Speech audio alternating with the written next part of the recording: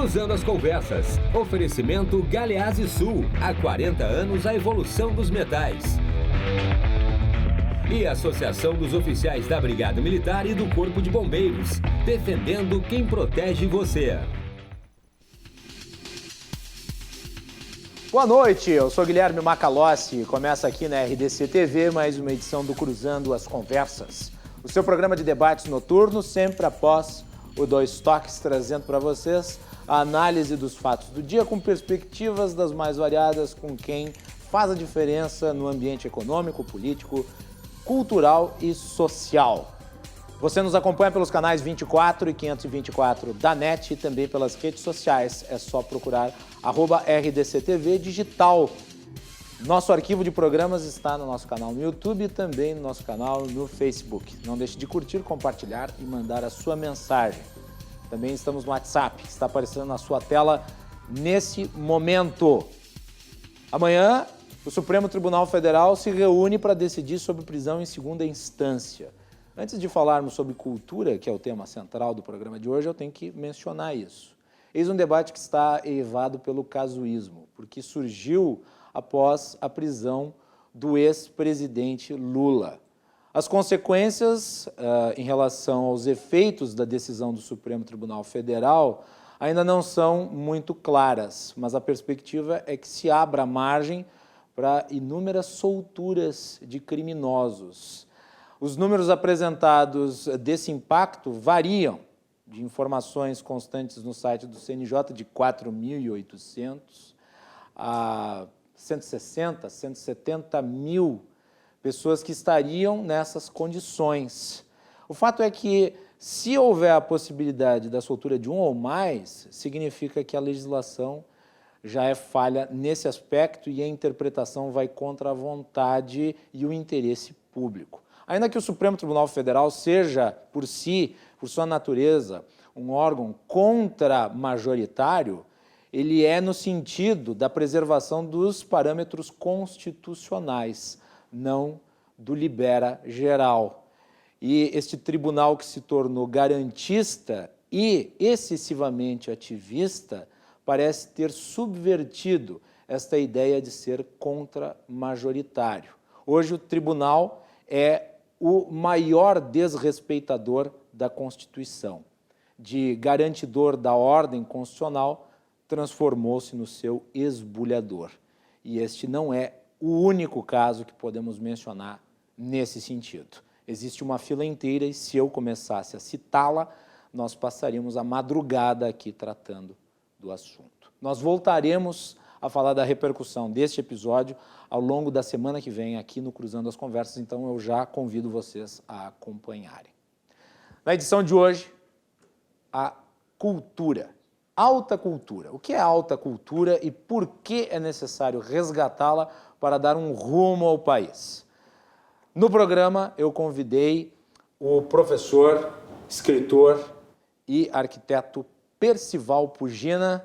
Professor, seja muito bem-vindo de novo aqui ao programa. Boa noite. Muito obrigado, Guilherme. Um prazer retornar a um programa tão significativo para a formação da opinião pública no Estado.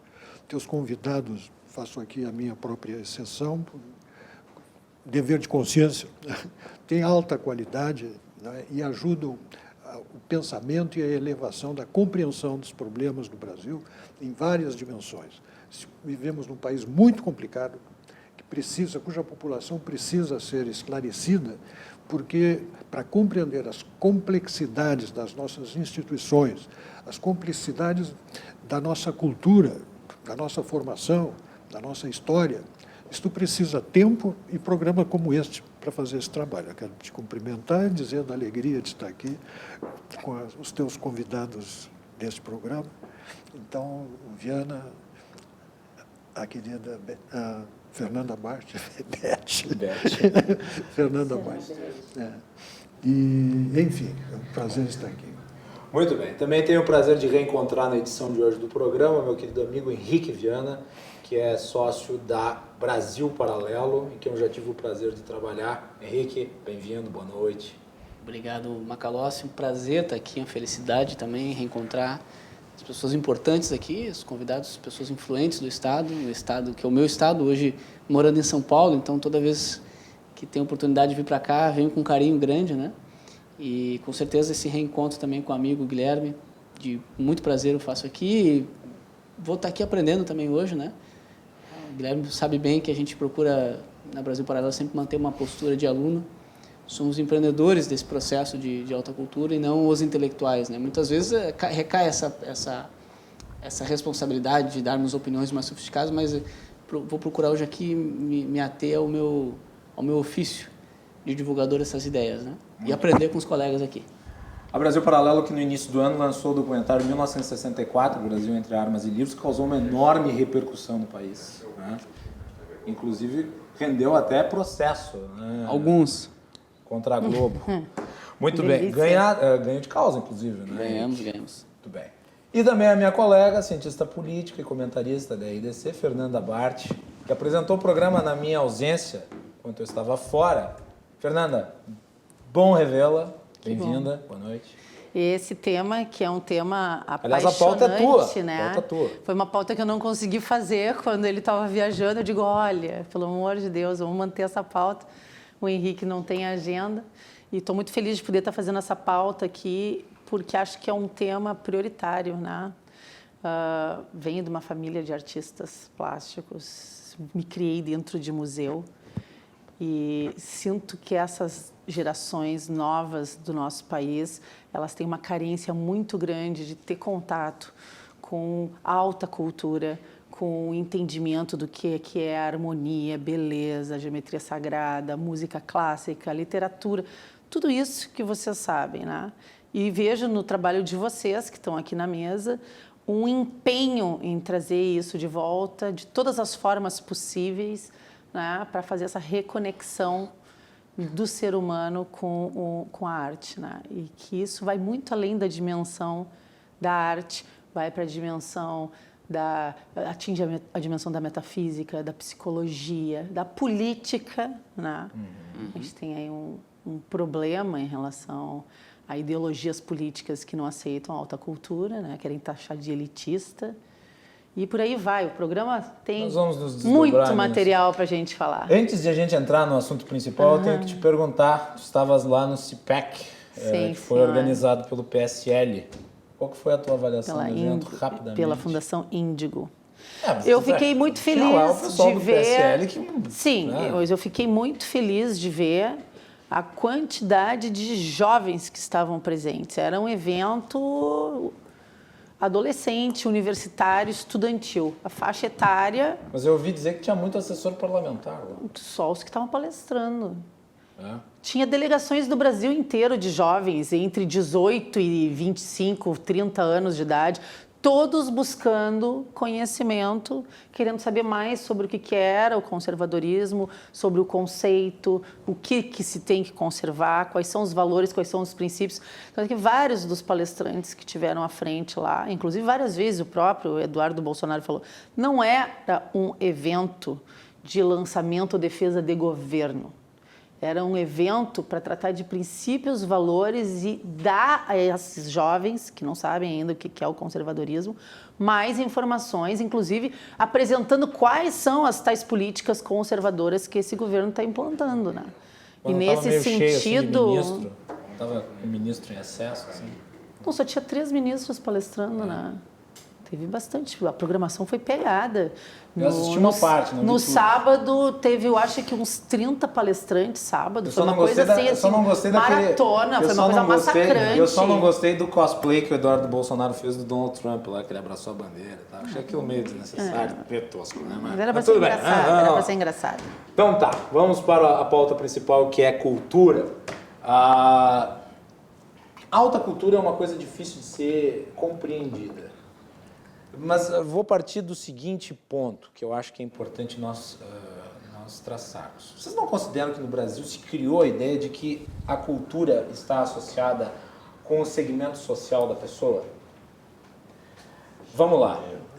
Nós vimos em diversas produções televisivas e cinematográficas uma ideia de que a pobreza produz a sua própria cultura e ela deve ser respeitada nesses parâmetros. Isso é uma teoria do Paulo Freire, né? Né? Sim. Mas isso foi Isso foi levado à televisão e se transformou em programas e chegou à grande massa. Digamos assim, virou, a ideia virou um instrumento da própria cultura que se quer implantar. A ideia de que a cultura é de classe. Isso. Então, tu vês que em todas as coisas ruins que prosperam na compreensão e na inteligência dos brasileiros, tem um fundamento marxista por trás para empurrar. Isto é altamente segregador, depreciativo, preconceituoso, porque transmite a ideia de que a alta cultura não possa chegar ao nível das classes populares. Chega e é bem recebido, e existem em praticamente todos os municípios e cidades brasileiras, onde tem boas administrações, a alta cultura chega para a criança, chega dentro da sala de aula, chega na praça, chega em corais, na formação de corais, chega em escolinhas de pintura, escolas de música, onde vão aprender a tocar violino, aprender a tocar piano. O que tem disso espalhado pelo Brasil dá gosto de se ver. Ou seja, o conceito esse pode prosperar, mas ele encontra grande resistência e sábia resistência. Eu não admito isso. Já participei de muito debate a respeito de questão cultural e sinto, inclusive, que há nos auditórios uma resistência quando você combate a ideia que tem coisa boa, que tem coisa ruim, tem coisa que presta e tem lixo cultural. Óbvio. Não é? Que tem uma arte, um amor à beleza que eleva o espírito, entende? E tem o horrível que deprecia o ser humano. Há um tipo de cultura que ignora a dimensão transcendental da pessoa humana, né? E há um tipo de cultura que quer fazer a cultura do corpo, da materialidade. Uhum. E existe uma hierarquia entre as culturas. Claro, olha, hoje no Brasil há uma cultura do feio. Mas tu Macalossi, não pode essa apresentar hierarquia tudo ela não como é sendo estática, igual, né? Tu não pode dizer que é tudo a mesma coisa, porque não é. Há o belo e há o horrendo. Né? E o horrendo faz parte, levar o horrendo para a cultura, levar a música dissonante, faz parte de uma estratégia para destruir a pessoa humana como ela foi concebida para ser. Entende? Há uma questão de visão de pessoa humana que tu precisas destruir para destruir a cultura a ela associada. E para isso tu usa o feio, tu usa a pornografia, tu usas o escandaloso, tudo aquilo que rebaixa. Tu combates o amor, tu combates as virtudes. Ora, a sociedade brasileira conviveu longos anos, convive ainda, com persistente combate às virtudes. Entende? Isso complica as relações familiares, isso complica a relação dos pais com os filhos. Tentar o pai levar o filho a ser virtuoso, uma filha a ser virtuosa, é considerado ofensivo, como se fosse algo não desejável, não apreciável. Elitista. Ou um abuso. Invasão da liberdade, como se a liberdade fosse fazer aquilo que se quer fazer. E não pode ser. Liberdade sem contenção é servidão a si mesmo. A liberdade, a prática da liberdade é exatamente tu conteres em ti aquilo que te empurra para o mal. É liberdade com responsabilidade. Com responsabilidade, né? qualquer pai. Eu até anotei aqui que eu acho até essa visão um pouco preconceituosa, extremamente preconceituosa, aliás. Tu achar que as pessoas estão presas num determinado tipo de cultura que tem a ver com a sua classe social, né? Cultura do gueto.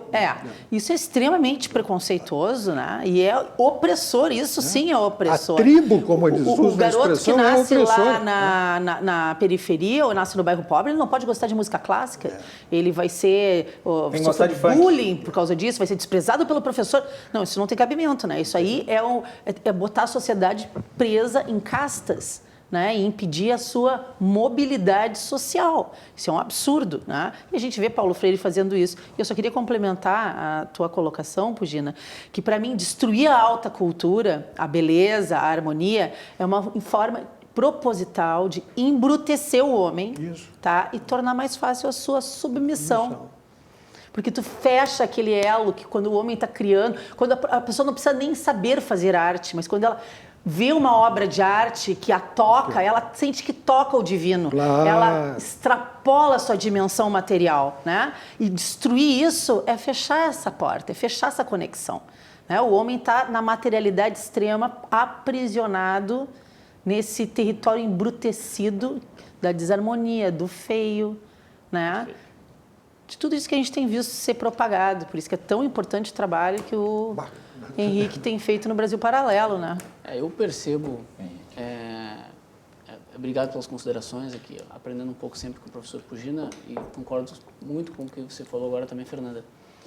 O que a gente percebe no Brasil Paralelo, que basicamente hoje tem mais de 10 mil alunos, acho que vamos terminar o ano com 20, próximo de 20 mil alunos regulares do nosso núcleo de formação, que é onde nós aprofundamos esses temas, ou seja, o que é mais conhecido do público, que já foi assistido por mais de 15 milhões de pessoas, foram os nossos documentários. Então, são documentários que também trazem muitos desses elementos, mas são obras mais concisas, né? De 1 hora, de 2 horas, 1964 tem 2 horas. Pop, né? Um apelo mais popular. E para os nossos alunos, então, nós nos aprofundamos. Temos lá a análise dos clássicos, nós temos análise de mitos, nós temos lá...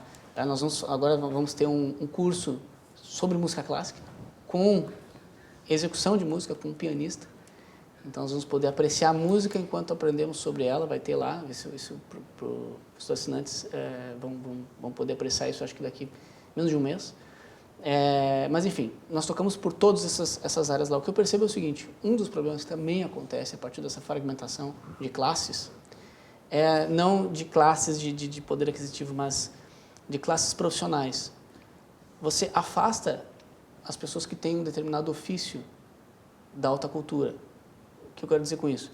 O advogado, o político, o médico, o empresário. Essas pessoas estão completamente afastadas da alta cultura. Então você tem a alta cultura na mão de pessoas que estudam cultura. Quer dizer, é uma coisa... Está contido lá. Porém, o que acontece é que a gente percebe no nosso trabalho lá com o Brasil Paralelo, fazendo isso todo dia, é que muito do conhecimento político, ele não está na ciência política apenas. Ele está contido nos clássicos. Ele está contido nos grandes épicos que narraram, que são os fragmentos que nós temos dos nossos antepassados, narrando a interação dos indivíduos com os seus políticos, de forma um pouco mais profunda, às vezes que faz a gente entender algo. Então, o que a gente percebe hoje, no crescimento que a Brasil Paralelo vem tendo, é que o nosso público ele é composto não por pessoas que decidiram dedicar a sua vida a estudar a alta cultura.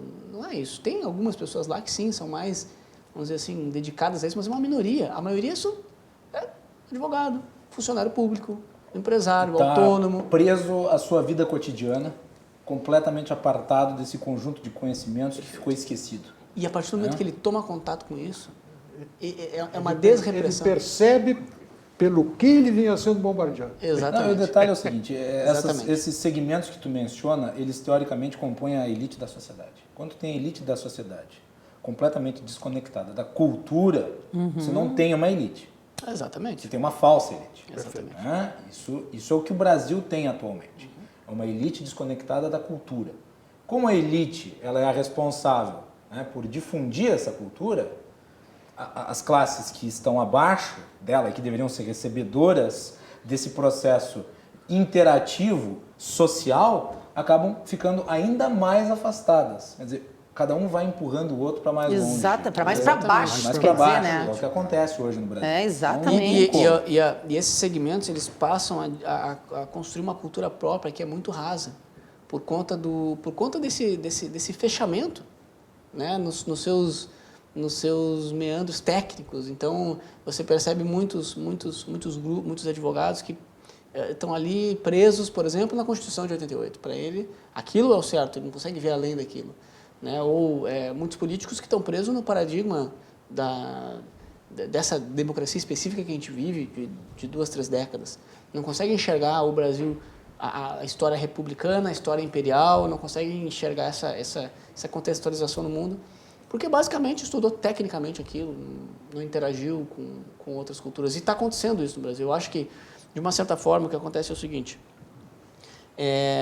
houve uma grande repressão, eu digo assim repressão porque é natural do homem buscar a alta cultura, né? Buscar esse conhecimento que desembrutece, né? E, por algum motivo, isso esteve muito distante, muito inacessível por muito tempo. E por conta dessas políticas ativas de marxistas, né? De classicismo, etc., mais ainda difícil. Então, aquilo ficou ali, só que é orgânico buscar isso. Então, a partir do momento que surge a internet, essas opções começam a brotar na frente, a pessoa pega aquilo e toma como se ela estivesse no deserto com uma sede de pegar uma água, entende? Então, a gente percebe isso, as pessoas vêm para nós, os depoimentos que a gente recebe, assim, às vezes a gente tem, é engraçada a dinâmica empresarial, porque, por exemplo, ela é uma empresa, né, com fins lucrativos, está lá todo dia buscando oferecer melhores serviços, cobra pela assinatura, etc. E, eventualmente, temos vários problemas técnicos, né, problemas de atendimento, problemas de tecnologia, a plataforma não funciona. É uma empresa que está começando. A satisfação do público, ela é sempre lá em cima. E muitas vezes a gente recebe a reclamação, a gente olha a reclamação e fala, puta, como é que a gente deixou o cliente na mão dessa forma, né? Deixamos ali o login, não deu certo e tal. A gente fica, e o cara fala, não, eu peço desculpas por atrapalhar o trabalho de vocês aí. Né? Eu tive um problema aqui, mas assim, resolve aí, eu estou muito satisfeito, parabéns e obrigado e tal. Então, assim, a relação que acabou se criando, ela é tão de carinho que percebe o quanto isso que nós estamos oferecendo. Vocês, Henrique, estão fazendo uma coisa tinha depois uma pergunta para fazer para ti, Jânio. Estão fazendo um trabalho importantíssimo no país.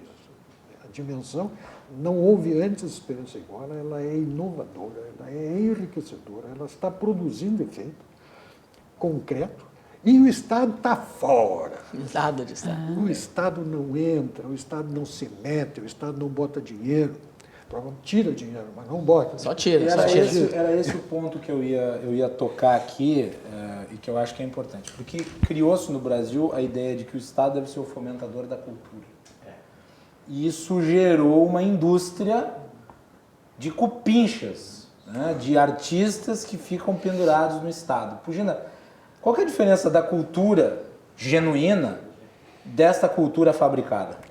Bom, eu olho para a minha biografia, a minha história, o ambiente em que eu fui criado, né, que favoreceu muito que eu tivesse acesso aos meios. Mas não tinha Estado nisso. Né? Mas nós tínhamos aula de canto num colégio na década de 50, em Santana do Livramento. Era o que podia oferecer o colégio, e o colégio oferecia isso.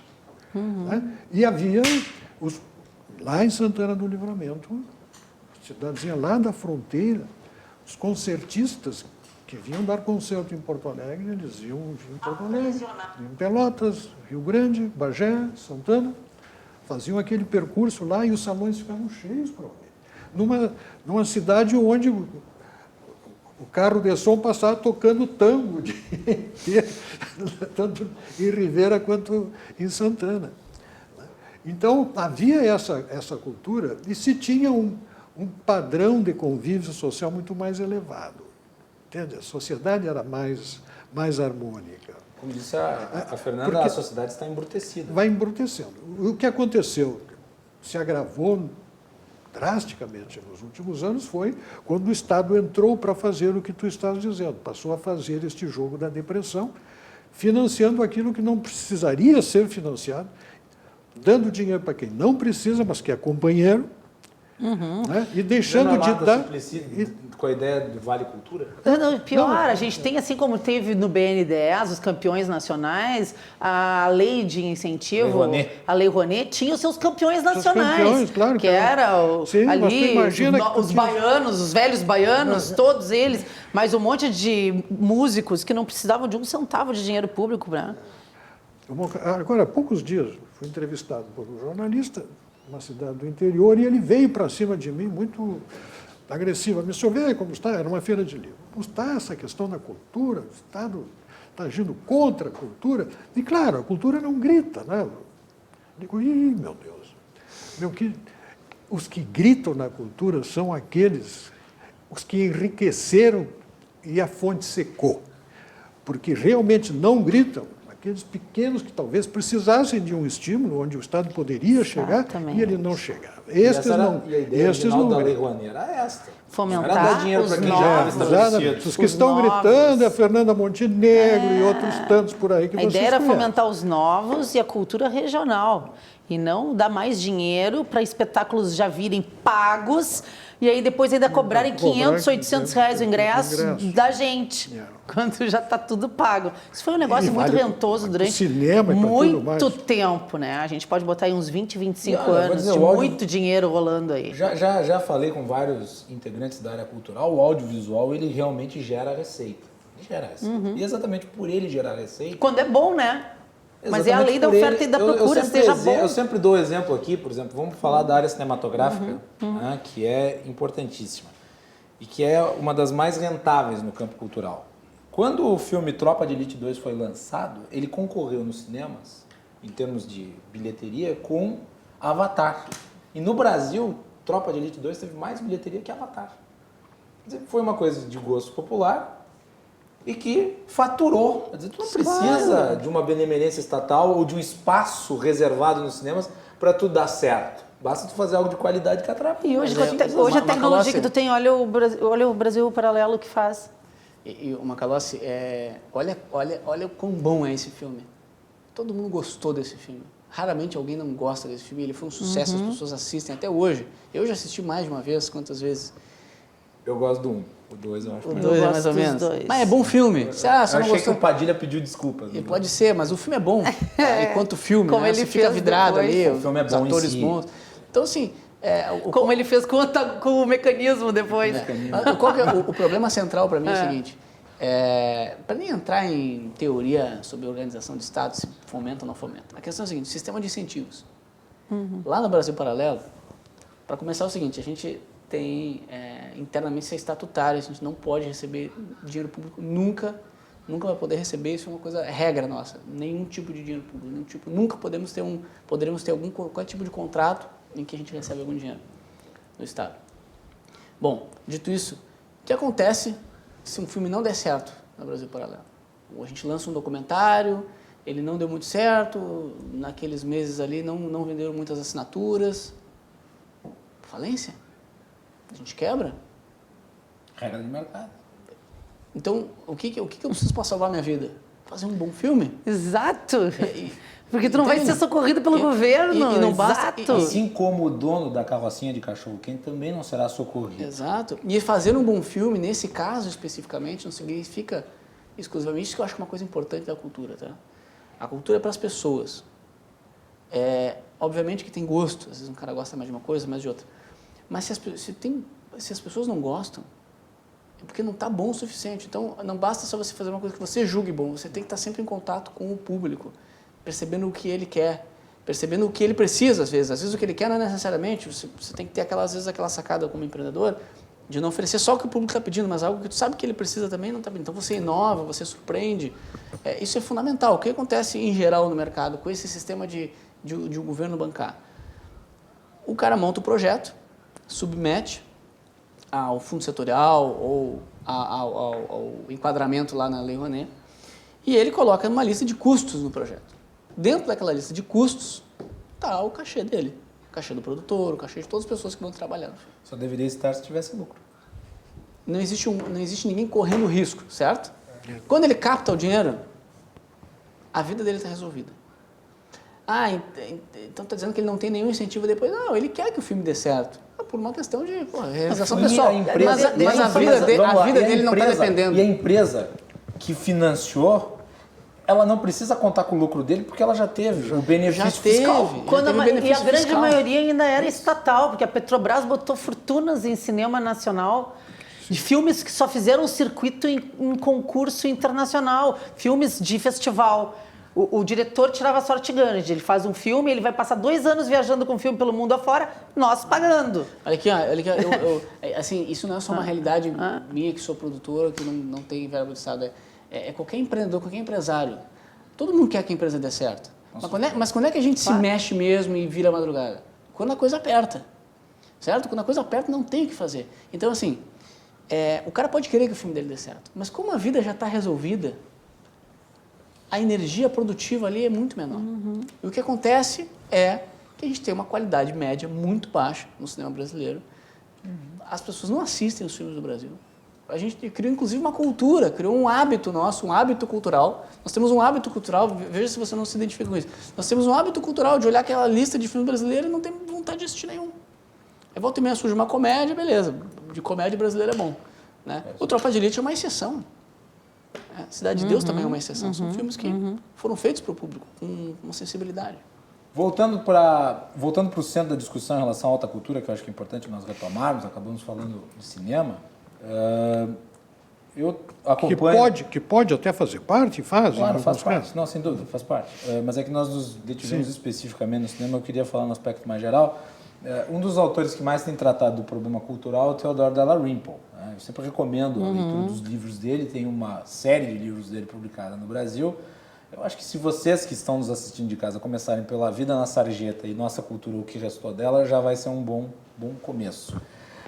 E ele aponta ali a inversão que tem se dado na disseminação da cultura.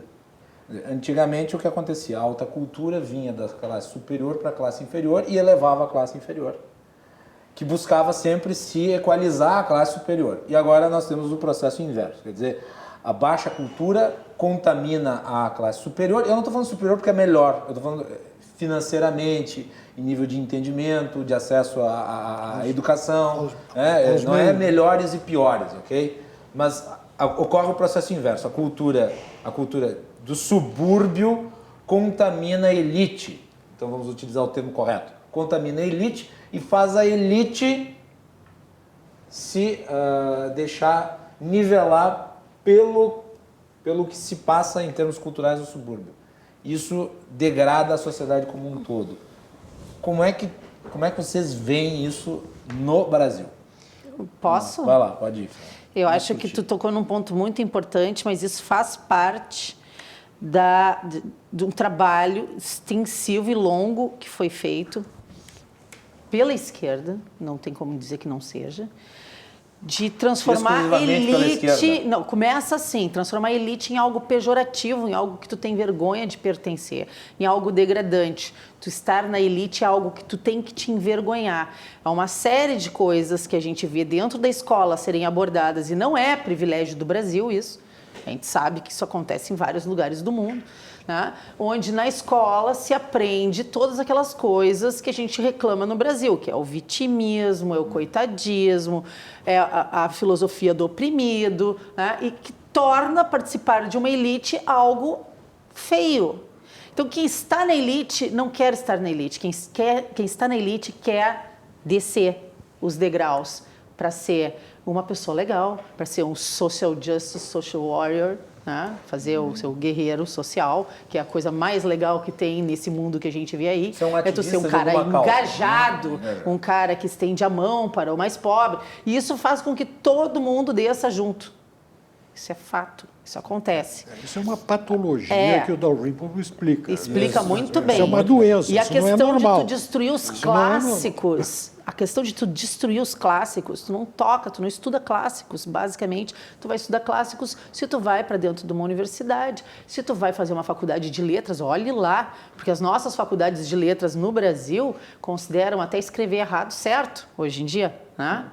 Não corrigem mais português e ortografia. Eu lembro do Marcos Banho defendendo o livro lá que ensinava a escrever errado e a falar errado, e que criticar isso era preconceito linguístico. Não, é isso aí. Tudo isso faz parte de degradar, de transformar a elite em algo pejorativo.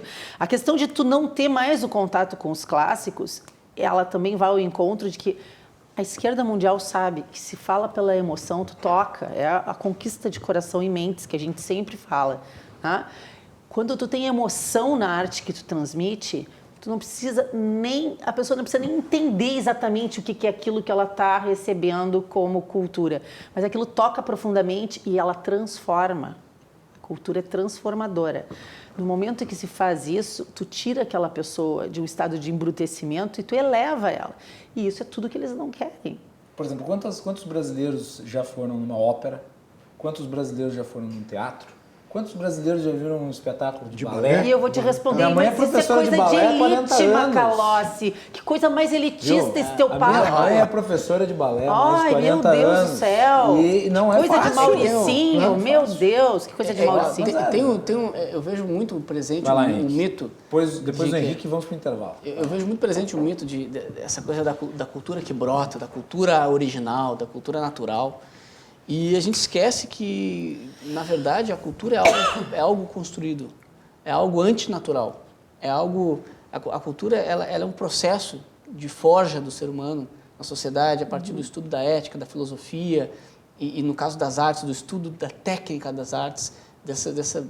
É muito superior. Quando a gente vê um grande artista, a gente percebe que ali existe uma sofisticação tremenda.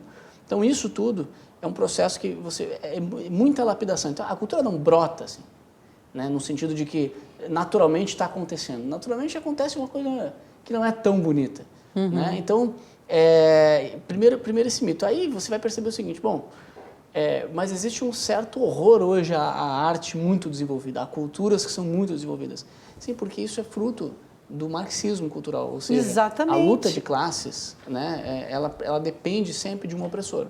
Então, a tese da teoria de classes é que sempre a sociedade toda é dividida em classes, uma que oprime e outra que oprime. Então, uma pessoa que, o artista muito sofisticado, ele oprime aquele que não é sofisticado.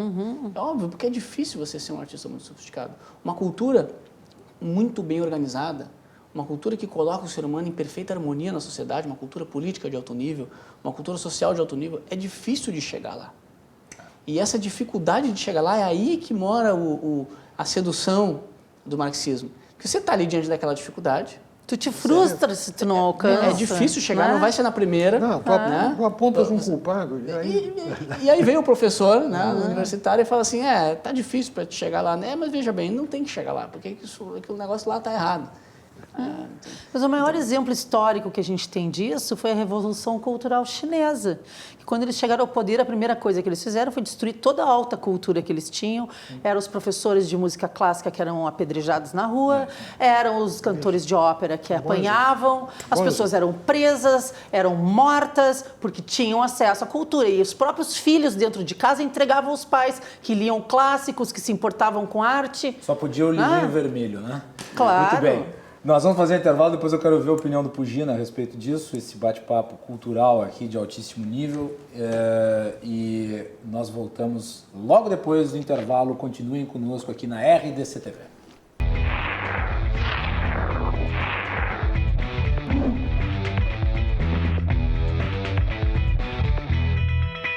Bom, enfim, voltando aqui com o Cruzando as Conversas. Cruzando as Conversas, um oferecimento de Galeazzi Sul há 40 anos, a evolução dos metais e também da Associação dos Oficiais da Brigada Militar e do Corpo de Bombeiros, defendendo quem protege você.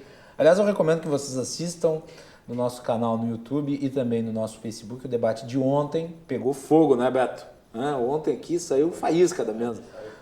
Entre o Coronel Beck, o Agra, o deputado Viana, que não é parente do Henrique, provavelmente, e também o deputado Vesp. Estavam falando sobre a reforma administrativa do Estado. Nós vamos voltar a esse tema em outra ocasião aqui no programa, então fiquem ligados. Mas assistam de ontem porque vale a pena. Nós estamos de volta e antes de nós prosseguirmos com a nossa pauta, recado para você que tem problema auditivo. 80% das pessoas que colocam aparelhos auditivos não se adaptam. Isso acontece porque os aparelhos atuais apenas amplificam o som. Uma notícia muito importante para quem tem perda auditiva. A Clínica Mais Sons, Clínica da Audição, fechou uma parceria com uma empresa europeia de aparelhos auditivos. Isso significa que a Clínica da Audição está com um lote de aparelhos auditivos com funcionamento por indução magnética. Essa tecnologia é a mais moderna do mundo. São aparelhos invisíveis, automáticos e com adaptação instantânea. Estudos recentes da neurociência comprovam que estas próteses são capazes de estimular novos neurônios do sistema nervoso central, melhorando a audição, a memória e a parte cognitiva do paciente. Para ter a sensação de escutar com esta nova tecnologia, você deve ligar para o número que está na sua tela, 3061-7373, e agende uma avaliação e um teste auditivo. Aproveite esta oportunidade porque o número de aparelhos com indução magnética é limitado. clinicadaudição.com.br. Estamos de volta com Fernanda Bart, Percival Pugina e Henrique Viana. Estamos falando de alta cultura. O meu amigo Rodrigo Nunes, que nos acompanha do Texas, faz uma pergunta provocativa que eu vou trazer aqui rapidamente. Eu quero que a Fernanda responda. Por que eu? Porque tu... Já passei o dia debatendo com ele. Então, Pelo amor. ele gosta de ti. Tá treinado. Jesus. Ele perguntou do papel do Olavo no debate cultural do Brasil. E o que vocês acham, por exemplo, dessas críticas que ele faz, às vezes, inclusive, com o uso de palavrões? Eu acho que destoa um pouco da defesa que ele faz, porque eu sei que ele é um cara que tenta resgatar um pouco dessa alta cultura nos cursos que ele dá. E eu mesma me choco com o nível do palavreado dele, eu confesso, eu não curto palavrão. Uma vez eu ouvi ele dizendo que os palavrões ele eram fala como isso, gárgulas. sei lá, ele faz isso porque a maior parte dos alunos dele devem ser homens, ele gosta de chocar. Ele gosta de chocar. Gosta. Ele é uma personalidade polêmica.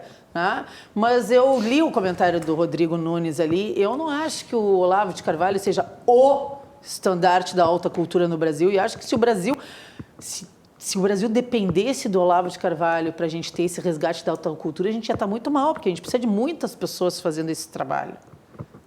Acho que Passou nivelar um dia Rodrigo? Ontem e hoje. o Rodrigo aqui no programa, quando ele vier no programa, eu trago eu acho vocês debatem aqui. tentar circunscrever o debate de alta cultura à figura do Olavo, eu acho que é restringir muito o tema do debate. Muito bem. Vamos adiante. Vamos continuar aqui o nosso papo. Eu queria ouvir o Pugina sobre o assunto que tratávamos do bloco anterior, sobre a inversão de onde a cultura vem.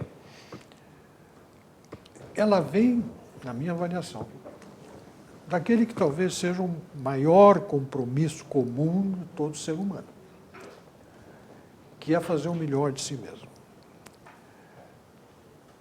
O ser humano é a mais espetacular criação de Deus, a mais espetacular, queiramos, para mim, de Deus. Quem quiser da natureza, diga, mas é a mais espetacular criação.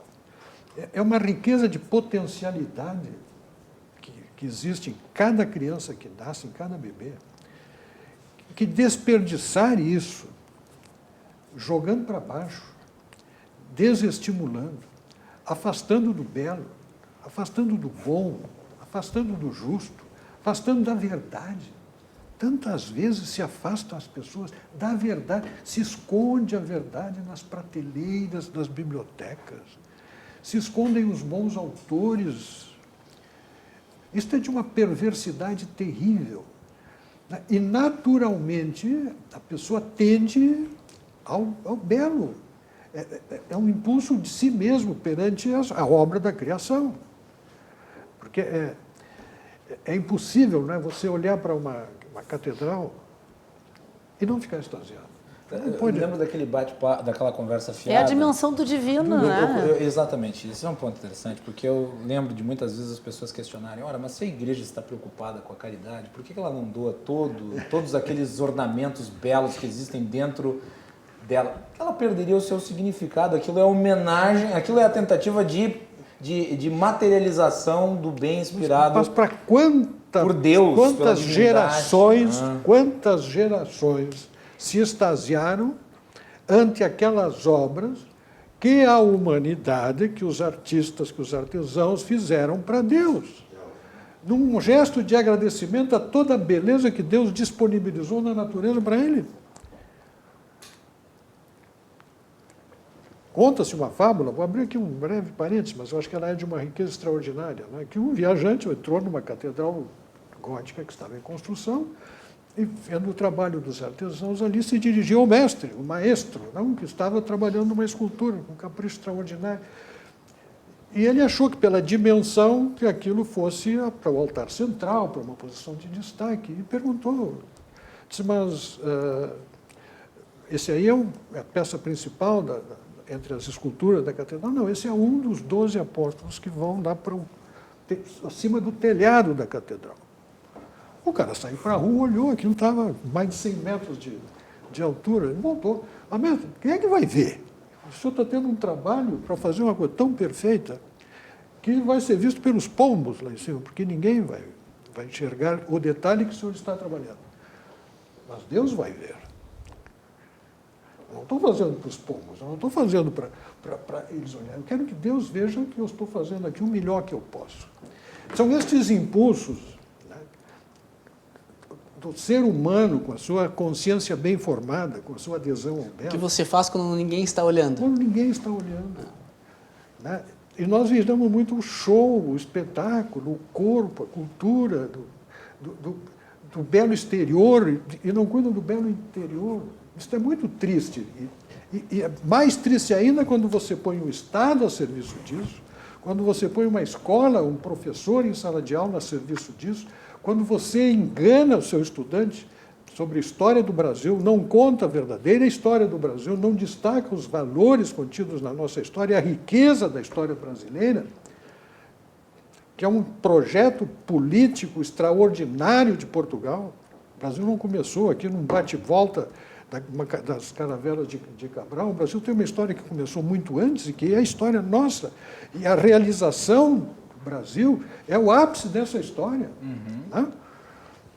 Bom, quando você esconde o isso... O resumo da história do Brasil contado para o aluno brasileiro é o seguinte, o resumo da criação do Brasil. Dom João era um idiota, o filho dele era um tarado e o neto era uma pessoa que não fedia e nem cheirava. É isso aí. Que apareceram sem querer aqui. Entende? Intervieram numa história riquíssima, que estava acontecendo aqui, que está lá do Tchucaramã. Eu vou até brincar que o Henrique, ele é acusado pela esquerda de ser revisionista. Na verdade, eu gosto de dizer que ele está revisando o revisionismo de esquerda sobre a história. Porque eles reescreveram a história nos últimos 20, 25 anos. A história e o nosso papel agora é desmanchar esse revisionismo e voltar ao chão, né? A realidade. Esse é um grande desafio. Então é não tornar a tua pátria amável. Há quem se preste para o serviço de não tornar o Brasil um país amável pelos seus filhos.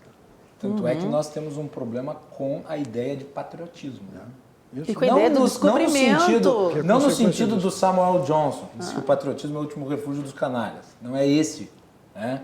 É a ideia de nação, no seu sentido cultural, no seu sentido civilizatório, que no Brasil não existe, e existe nos Estados Unidos. A ideia dos Founding Fathers, dos valores que eles representaram quando construíram a Constituição e o processo de independência dos Estados Unidos, que aqui não existe. O Brasil está à parte disso. E aí vem os catadores de lixo da história, pega tudo aquilo que é depreciativo, né, e joga para cima, põe em cima da mesa e torna objeto de análise, e gasta-se toda a apreciação em cima disso.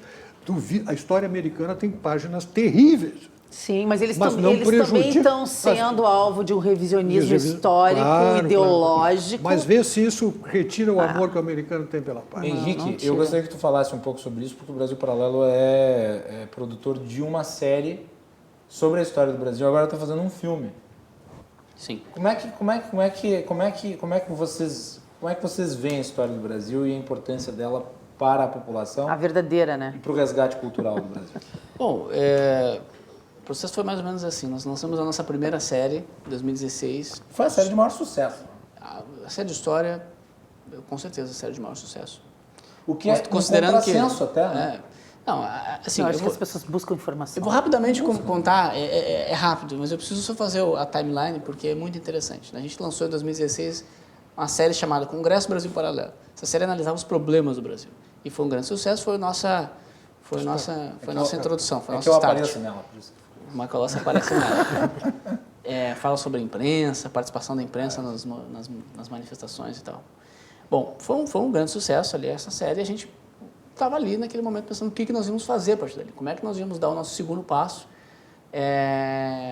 de forma que contemplasse o sucesso do primeiro, superasse, etc. Nós fizemos uma enquete com o público e aí surgiram vários assuntos, Constituição, propostas para o futuro, o pessoal sempre quer saber o futuro, né?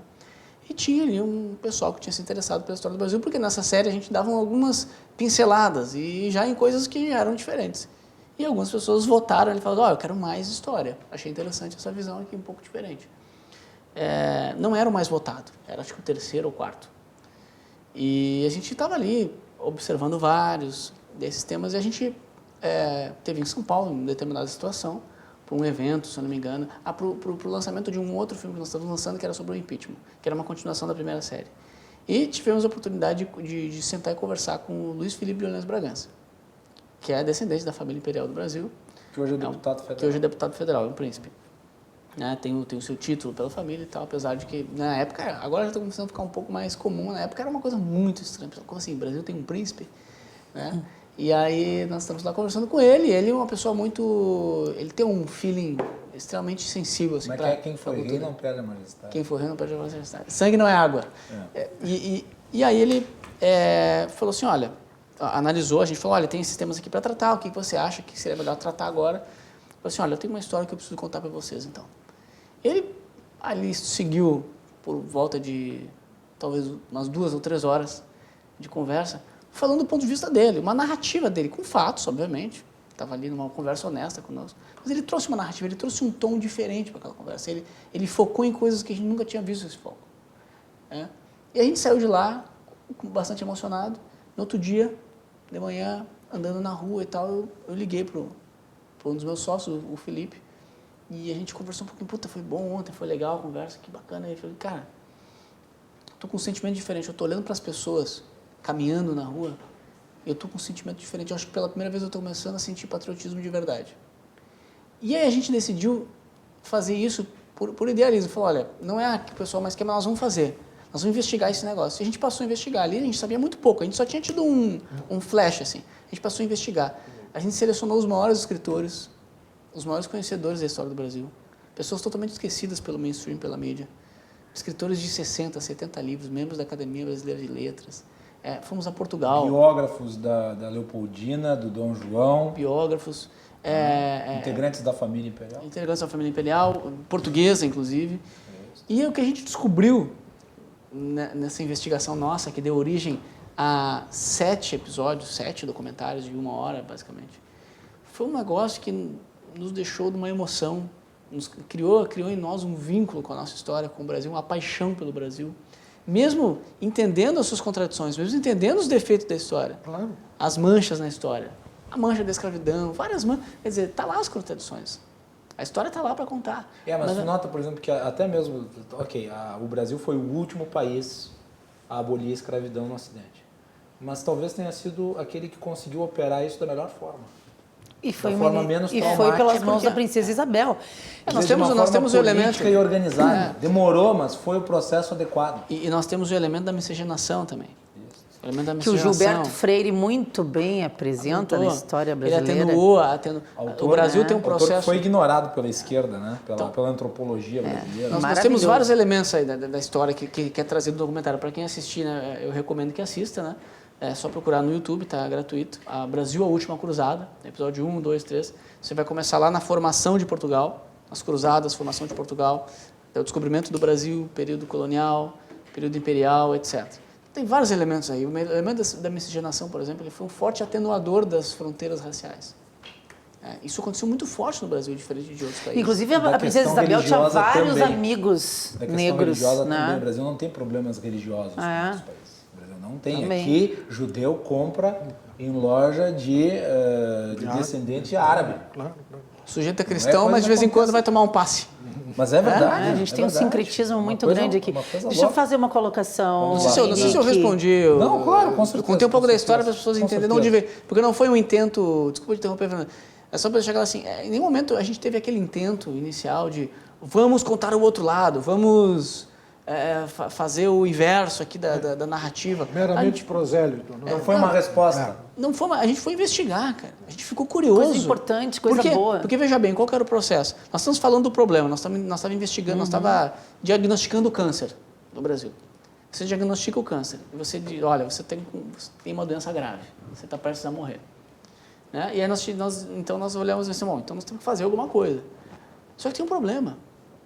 Se o sujeito não sabe quem ele é, no caso o país não sabe Era isso quem que eu ele ia é, falar. É não a tem o questão da mínimo amor, identidade. não tem o mínimo amor por si É. próprio. Ele, diante de uma situação dessa, que eu estou fazendo aqui uma metáfora com o câncer, ele diz assim, por que eu vou lutar por alguma coisa? Se eu não tenho o mínimo amor por mim mesmo.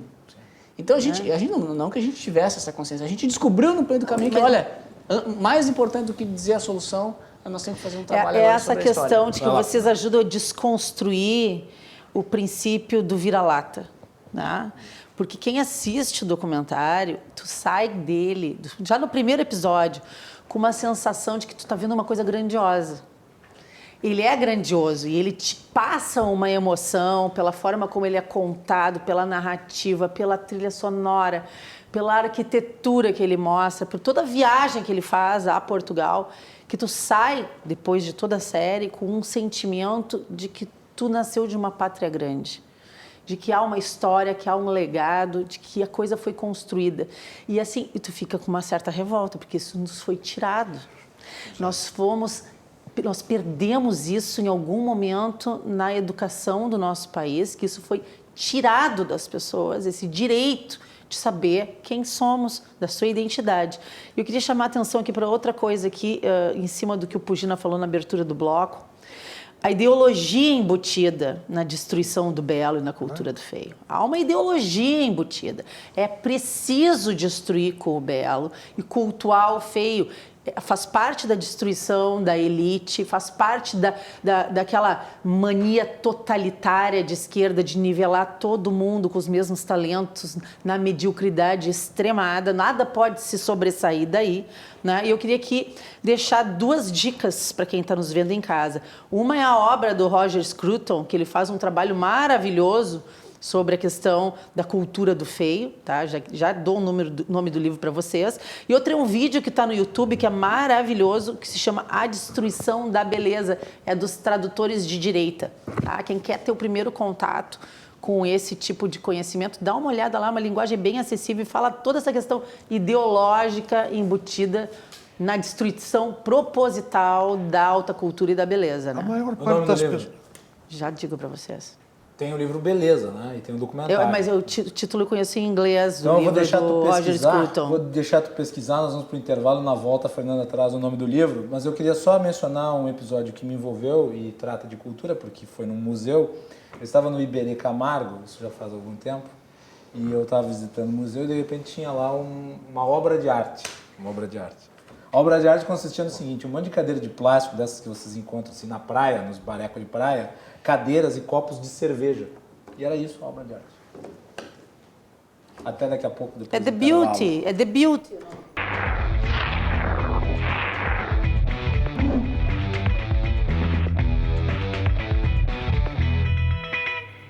Muito bem, estamos de volta aqui no Cruzando as Conversas, um oferecimento de Galeazzi Sul há 40 anos, a evolução dos metais, e também da Associação dos Oficiais da Brigada Militar e do Corpo de Bombeiros, defendendo quem protege você. Você que está em casa nos acompanha pelos canais 24 e 524 da NET, também pelas redes sociais, @RDCTV Digital. Depois esse programa estará disponível nos nossos canais. Não deixe de acompanhar, curtir, compartilhar e mandar a sua mensagem. Na edição de hoje temos Fernanda Bart, também Henrique Viana e o professor Percival Pugina. Cultura. Antes nós estávamos falando sobre a ideia de pertencimento ao país, e daí me veio uma postagem do Guilherme Boulos na cabeça. Meu Deus, que associação que eu fiz, né? Que associação. Vocês vão ver como faz sentido. O Guilherme Boulos fez uma postagem hoje no seu Twitter, eu cheguei a comentar até no rádio, que ia contra a política do governo de privatização. Ele disse que agora o governo quer vender a Casa da Moeda e que isso faria com que uma empresa estrangeira gerenciasse a impressão do nosso dinheiro e que isso era um ataque à soberania nacional. A ideia de soberania e de país, ao olhar de vocês, não parece ter sido reduzida a um monte de cargos estatais? Pugina. Que acabaram com o Brasil, né? Que acabaram com o Brasil. Porque consumiram todo o dinheiro do país. Isso é tudo menos um país, né? O país não é um grupo de empresas gerenciadas pelo governo. Claro que não. Obviamente não. Esse foi um dos graves erros que o Brasil cometeu, foi criar essa imensidão de estatais. Porque o Brasil é o país que tem maior número de estatais no mundo. É uma coisa impressionante. Parece Cuba. Eu acho que não sei se Cuba tem tanto. Esses dias saiu um estudo feito pelo governo descobrindo que eles têm participação ou são donos no todo, entre ser dono total e ter participação em 600 empresas. É um desperdício Que o governo não sabia. Não sabia, senhor. Não, Essa aqui também. Ah, mais uma! e é algo tão, e veja bem, nosso telespectador, é algo tão benéfico para aqueles que integram essas corporações, que os fundos de pensão dessas grandes empresas estatais foram saqueados a mancheias. E esses servidores estão tendo que pagar muito mais para cobrir o prejuízo que as gestões petistas fizeram desses fundos. De boca fechada, ninguém reclama, os sindicatos estão fechadinhos com o governo. Mas é uma coisa, é um cativeiro que se estabeleceu em relação aos servidores das empresas estatais. Tão benéficas que são essas instituições, tão fora de mercado estão os salários que pagam. Mas pagam mediante recursos que, de algum modo, são tomados da sociedade. Por que se criou essa ideia de que o país é o Estado? Por que se criou essa ideia? O país é o Estado. Estado no sentido de administração pública. Bom, isso tem a ver com o nosso conceito de política, né, que confunde Estado com governo. Também. Então, o Brasil faz toda essa confusão e esquece de que nós somos os donos do país, a soberania é nossa. Esse desprezo que está havendo no Supremo Tribunal Federal, bem lá atrás tu falasse na função contra-majoritária da Corte. Isso é um absurdo. Isto é diagnóstico, isso é um alto... Totalmente.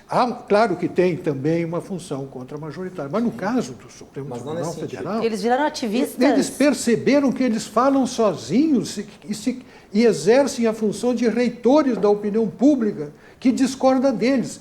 Daí vem o uso que estão fazendo desta função. Exato.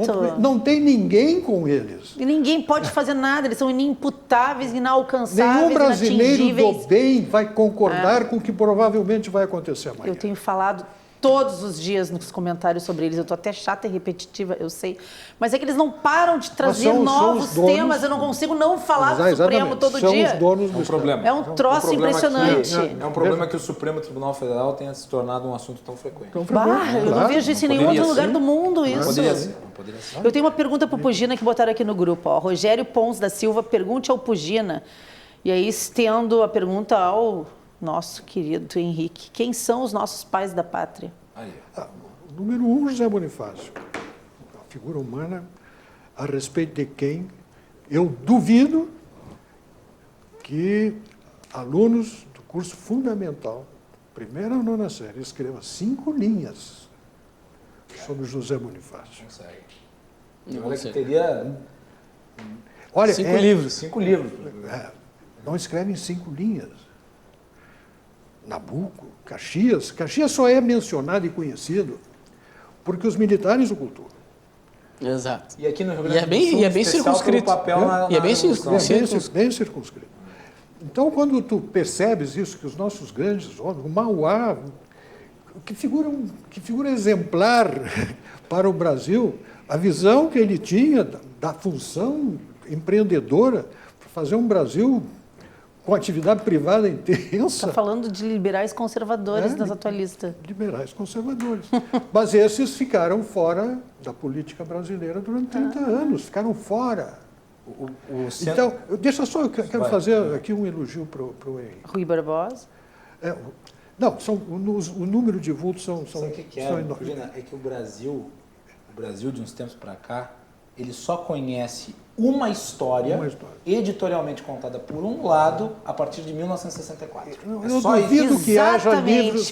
É só isso. Exatamente. Os outros todos viraram anti-heróis ou figuras a serem escondidas nas sombras. Assim. É uma forma de rasgar a história do país. Os livros de João Camilo de Oliveira Torres, tu não encontra em lugar nenhum. Eles sumiram com os livros dele. Tudo só em sebo tu vais conseguir comprar. Na minha avaliação, um dos maiores pensadores sobre a realidade brasileira, sobre a política brasileira e a nossa história, sobre o pensamento político brasileiro. Eu fiz mestrado em ciência política e jamais li ele. Ele nunca foi indicado. Nunca foi lido. Aliás, nem Gilberto Freire. Tá aí. Eu li Gilberto Freire por conta própria, porque... Gina, qual que era o teu elogio? Não, era um elogio para o Henrique, porque eu falei com inúmeras pessoas, propagandei o que pude, e as pessoas em seguida me retornaram. Cara, chorei. Esse choro de quem se descobre brasileiro e descobre a sua história, as suas raízes, isso tem uma seiva redentora que entrou em milhões para elevar. Entende? Isso é exatamente o papel da cultura. A coisa da grandiosidade. Da grandiosidade. Puxa, que história linda. Nunca me falaram assim isso. E aí vem também aquela revolta que se justifica, sabe? Que se revolta. Me esconderam. Eu não sabia, me esconderam. Exatamente. E aí o brasileiro, aí é a história do cachorro vira-lata, da cabra vadia. Quer dizer, o cara acha que ele nasceu grudado num mamoeiro, como eu digo, mamando no mamoeiro Brasil. Não tem raiz, não tem nada, ele está ali mamando.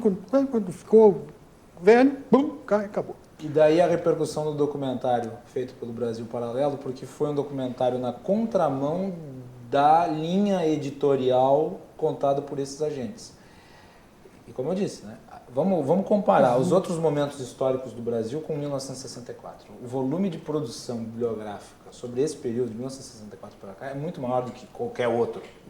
É porque existe uma editoria política em cima desse período histórico e conta só É uma versão. fundamentalista, Macalossi. É tão fundamentalista. fundamentalista que tentaram jogar na espiral do silêncio o E a história documentário, é tentaram simples. prejudicar A história o deles documentário. é simples. A história do Brasil começa com o movimento barrado deles em 1964 e retomada em 2013 com a chegada do Lula ao poder. Não, e ainda se fala Eu me muito... esqueci de falar de Dom Pedro I. Eu ia comentar que a gente ficou, depois dessa obra, tem um trio que ficou muito em voga aí, né? Dom Pedro I, Leopoldina e Bonifácio, né? Assistam lá, tá tudo lá, esses episódios passam por todos esses personagens, e eu destacaria aqui não só os pais fundadores, mas o mito fundador. Mito fundador. O mito fundador. Os maiores cientistas políticos e analistas sociais, independente de direita e esquerda, sempre concordam em uma coisa: toda nação precisa de um mito fundador. O que é esse mito fundador? É aquela história que dá sentido à existência daquela nação. O que dá sentido à nossa existência? Nós estamos apartados do nosso mito fundador e nós perdemos o sentido da existência, o significado de existir. Qual que é o do Brasil na investigação feita? Veja bem, o Brasil, ele é formado, ele é criado por europeus, certo? Em miscigenação com escravos e indígenas, certo? Mas a cultura que lidera esse processo é a cultura europeia, especificamente de Portugal. E essa cultura portuguesa, na nossa série, ela é construída. E a gente contextualiza o que era essa cultura. Qual era a busca desses portugueses. E ao chegar no Brasil, independente de se foi sem querer ou se foi por querer, a rota ali, independente disso, o português daquele tempo, o que significava aquela chegada nessa terra aqui, era divino, era providência, e era um sinal, era uma missão de Deus para que aqui se fizesse, então, se criasse, se fomentasse a terra prometida, porque... Terra sem males. Veja bem, séculos e séculos anteriores, por séculos, ocorreram as cruzadas, ocorreu uma luta pela Terra Santa, pela Terra Prometida, e existia muito forte o mito nas ordens religiosas, naqueles portugueses que guerreavam pelos ideais cristãos. Existia esse mito de que existiria em algum momento uma nova Terra Santa, uma terra pura, uma terra que se pegasse do zero para então se fazer um reino mais harmônico, etc, etc. E quando se chega no Brasil, essa é a intenção. Quando se olha aquele povo que tem uma cultura, vamos dizer, mais original, nossa, precisamos trazer educação, coisas que nós aprendemos e nós desenvolvemos ao longo de séculos para esse povo daqui. Veja bem, isso aqui é sagrado e tal. Tanto que o primeiro nome é terra, Ilha de Veracruz, depois se percebe que não é uma ilha, então Terra de Veracruz, né? E assim por diante.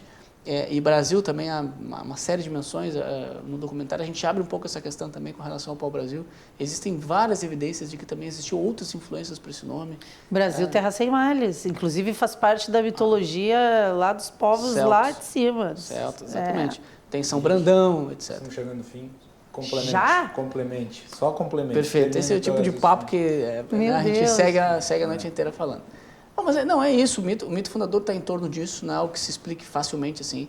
Mas o Brasil foi formado para ser uma terra santa, uma terra de livre conduto à peregrinação, né? Então é uma terra de todas as fés, é uma terra abrangente, então uma terra do encontro com o divino. É para ser isso aí.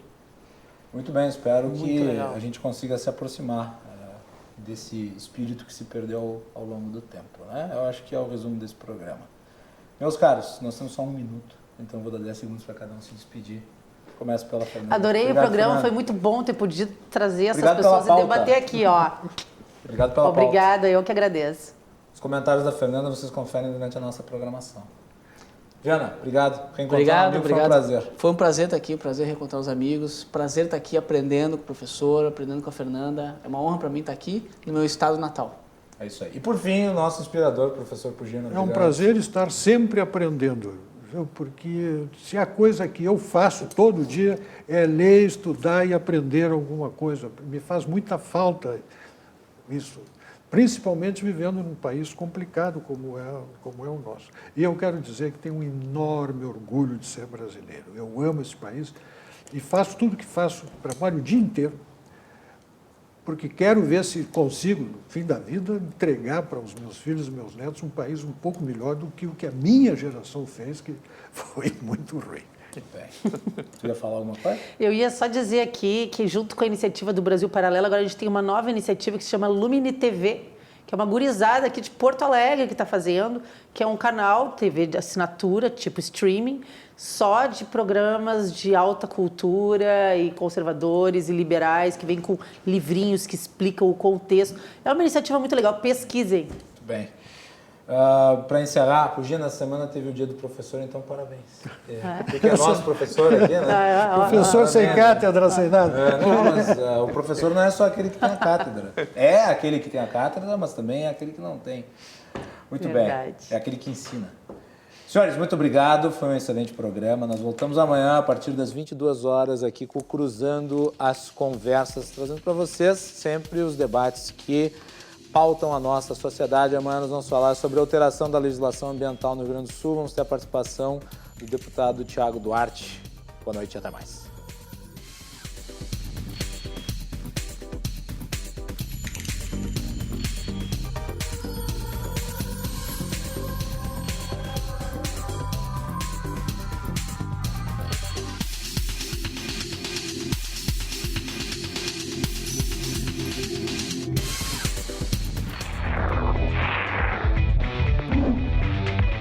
Cruzando as Conversas. Oferecimento Galeazzi Sul. Há 40 anos a evolução dos metais.